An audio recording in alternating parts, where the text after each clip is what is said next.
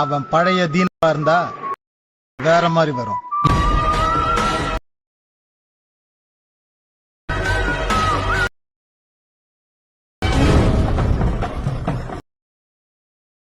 நீங்கள் இப்போது ப்ரிவ்யூவில் பார்த்த இந்த ஒரு வீடியோவை எடிட் பண்ணுறதுக்கு உங்கள் மொபைல் ஃபோனில் இருக்கிற அலைட் மோஷன் ஆப் ஓப்பன் பண்ணிக்கோங்க.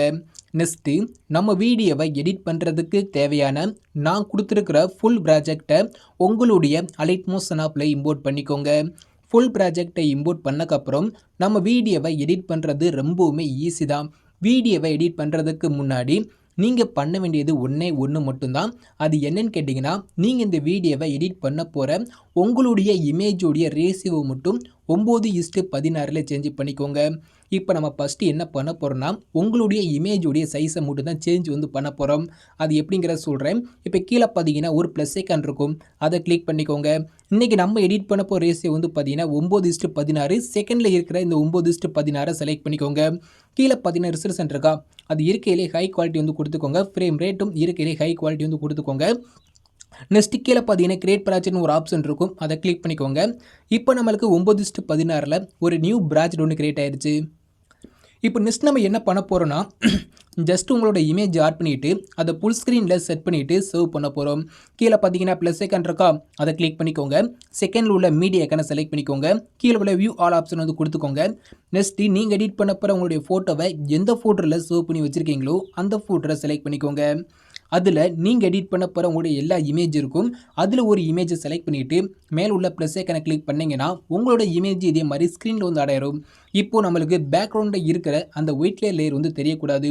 அந்த ஸ்க்ரீன் ஃபுல்லாகவே நம்மளோட இமேஜ் மட்டும்தான் இருக்கணும். இப்போ உங்களோட இமேஜை ஃபுல் ஸ்க்ரீனில் செட் பண்ணுறதுக்கு உங்களோட இமேஜை கிளிக் பண்ணிக்கோங்க. மேலே உள்ள 3 டாட் ஐக்கானை கிளிக் பண்ணிக்கோங்க.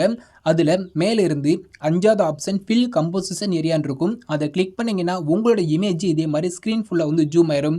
உங்களோட இமேஜுக்கு இன்னும் கொஞ்சம் ஜூம் தேவைப்பட்டால் கூட நீங்கள் ஜூம் பண்ணிக்கலாம். ஃபோட்டோ ஓரமாக இருந்தால் கூட நீங்கள் மூவ் பண்ணி சென்டர் செட் பண்ணிக்கலாம். அது எப்படிங்கிறத சொல்கிறேன். இப்போ உங்களோட இமேஜை கிளிக் பண்ணிக்கோங்க. கீழே உள்ள மூவ் அண்ட் ஆப்ஷன் போய்க்கோங்க. தேட் ஆப்ஷன் கிளிக் பண்ணி உங்களோட இமேஜ் ஜூம் தேவைப்பட்டால் ஜூம் பண்ணிக்கோங்க. ஃபர்ஸ்ட் ஆப்ஷனை கிளிக் பண்ணி இமேஜ் ஓரமாக இருந்தால் நீங்கள் மூவ் பண்ணி சென்டர் செட் பண்ணிக்கோங்க. இப்போ ஃபைனலாக பார்த்தீங்கன்னா இந்த இமேஜை நீங்கள் சேவ் பண்ண போகிறீங்க. சேவ் பண்ணுறதுக்கு மேலே பார்த்தீங்கன்னா ஒரு ஷேர் ஐக்கான் இருக்கும், அதை கிளிக் பண்ணிக்கோங்க. அதில் மேலே இருந்து 3வது கரண்ட் ஃப்ரேம் அஸ் பிஎன்ஜின்னு இருக்கும், அதை செலக்ட் பண்ணிவிட்டு எக்ஸ்போர்ட்டுங்கிற இந்த ஆப்ஷனை கிளிக் பண்ணிக்கோங்க. இப்போ உங்களுக்கு ஒரு சேவ் ஐக்கான் கேட்கும், அதை கிளிக் பண்ணி நீங்கள் இந்த இமேஜ் சேவ் பண்ணிக்கோங்க. சேவ் பண்ணிவிட்டு க்ளோஸ் பண்ணிக்கோங்க. இவ்வளோதான், ரொம்பவுமே ஈஸி தான் இமேஜோட சைஸ் சேஞ்ச் பண்ணுறது. இப்போ அடுத்த இமேஜ் எப்படி ஆட் பண்ணுங்கிற சொல்கிறேன். இப்போ உங்களோட இமேஜை கிளிக் பண்ணிக்கோங்க. மேலே உள்ள டெலிட் ஐக்கானை கிளிக் பண்ணி டெலிட் பண்ணிக்கோங்க. இப்போ எப்படி நம்ம ப்ளஸ் ஐக்கானை கிளிக் பண்ணிட்டு மீடியா போயிட்டு உங்களோட இமேஜை ஆட் பண்ணுமோ சேம் மெத்தடில் எப்போதும் போல உங்களோட அடுத்த இமேஜ் ஆட் பண்ணிக்கோங்க. அதையும் ஃபுல் ஸ்க்ரீனில் செட் பண்ணிக்கோங்க. ஜூம் தேவைப்பட்டால் ஜூம் பண்ணிக்கோங்க. ஃபோட்டோ ஓரமாக தான் மூவ் பண்ணி சென்டர் செட் பண்ணிக்கோங்க. எப்போதும் போல் சேரை கணக்கு கிளிக் பண்ணி சேவ் பண்ணிக்கோங்க. இப்போ நான் சொன்ன மெத்தடை பயன்படுத்தி நீங்கள் இந்த வீடியோவை எடிட் பண்ண போகிற உங்களுடைய இமேஜோட சைஸை மட்டும் நான் சொன்ன மாதிரி 9:16 சேஞ்ச் பண்ணி சேவ் பண்ணி வச்சுக்கோங்க. ஓகே, இப்போ நீங்கள் ஃபஸ்ட்டு இமேஜ் எடிட் பண்ணி முடிச்சிட்டிங்க. நெக்ஸ்ட்டு என்ன பண்ண போகிறோன்னா, நான் கொடுத்துருக்க அந்த ஃபுல் ப்ராஜெக்டை ஓப்பன் பண்ணிக்கோங்க. இந்த ஃபுல் ப்ராஜெக்டில் உங்களுக்கு A to Z எல்லாமே பார்த்தீங்கன்னா நான் ஆட் பண்ணி கொடுத்துட்டேன். நீங்கள் ஜஸ்ட் இமேஜை மட்டும் தான் ரீப்ளேஸ் பண்ண போகிறீங்க. ஃபஸ்ட்டு உங்களுக்கு லிரிக்ஸ் வீடியோ நான் கொடுத்துருக்கேன். நீங்கள் லிரிக்ஸுக்கு ஃபாண்ட் சேஞ்ச் பண்ணவோ அதுக்கு நீங்கள் எக்ஸ்ட்ரா எஃபெக்ட் எதுவுமே ஆட் பண்ண எதுவுமே தேவையில்லை. உங்களுக்கு நான் டேரெக்டாகவே லிரிக்ஸோடைய வீடியோவை நான் ஆட் பண்ணி கொடுத்துட்டேன். நெக்ஸ்ட்டு அப்படியே ரைட் சைடு மூவ் பண்ணிங்கன்னா உங்களுக்கு இந்த இடத்துல ஒரு டபுள் பீட் மார்க் ஆட் பண்ணி கொடுத்துருப்பேன். அது கீழே பார்த்தீங்கன்னா ஆடியோ இருக்கும். ஆடியோக்கு மேலே பார்த்தீங்கன்னா ஒவ்வொரு பீட் மார்க்குக்கு தகுந்த மாதிரி இமேஜ் ஆட் பண்ணிவிட்டு அந்த இமேஜுக்கு தேவையான எஃபெக்டையும் நான் ஆட் பண்ணியே கொடுத்துட்டேன். நீங்கள் ஜஸ்ட் நான் கொடுத்துருக்க இமேஜில் மட்டும் உங்களோட இமேஜை மட்டும் சேஞ்ச் பண்ண போகிறீங்க. அது எப்படிங்கிற பார்த்துலாமா? இப்போ நான் கொடுத்துருக்க ஃபஸ்ட் இமேஜ் கிளிக் பண்ணிக்கோங்க. ஆடியோக்கு மேலே உள்ள அந்த ஃபஸ்ட் இமேஜ் கிளிக் பண்ணிக்கோங்க.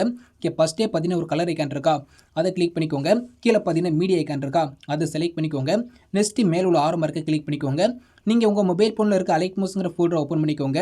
அதில் தான் நீங்கள் சைஸை சேஞ்ச் பண்ண எல்லா இமேஜ் இருக்கும். அதில் ஒரு இமேஜை செலக்ட் பண்ணிவிட்டு ப்ளஸ் ஐக்கானை கிளிக் பண்ணிங்கன்னா போதும், நான் கொடுத்துருக்க இமேஜ் போல் உங்களோட இமேஜ் இதே மாதிரி சேஞ்ச் ஆயிரும்.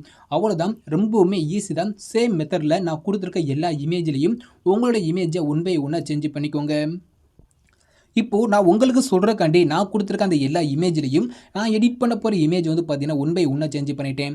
நீங்கள் இதே மாதிரி ஜஸ்ட் இமேஜை மட்டும் சேஞ்ச் பண்ணால் போதும். எக்ஸ்ட்ரா எந்த ஒரு எஃபெக்ட்டுமே நீங்கள் ஆட் பண்ண தேவையில்ல. இப்போ நீங்கள் வீடியோவை கம்ப்ளீட்டாகவே எடிட் பண்ணி முடிச்சிட்டீங்க. ஆடியோட எண்டு வரை நான் கொடுத்துருக்க எல்லா இமேஜ்லையும் உங்களோட இமேஜை மட்டும் நீங்கள் சேஞ்ச் பண்ணிட்டீங்கன்னா போதும். வீடியோவை நீங்கள் கம்ப்ளீட்டாகவே எடிட் பண்ணி முடிச்சிட்டீங்க. இப்போ நீங்கள் எடிட் பண்ண உங்களோட வீடியோவை எப்படி சேவ் பண்ணுங்கிறத சொல்கிறேன். மேலே பார்த்தீங்கன்னா சேர் ஐகான் இருக்கா, அதை கிளிக் பண்ணிக்கோங்க. அதில் வீடியோங்கிற இந்த ஆப்ஷனை ஆரோ மார்க்கை கிளிக் பண்ணி ஓப்பன் பண்ணிக்கோங்க.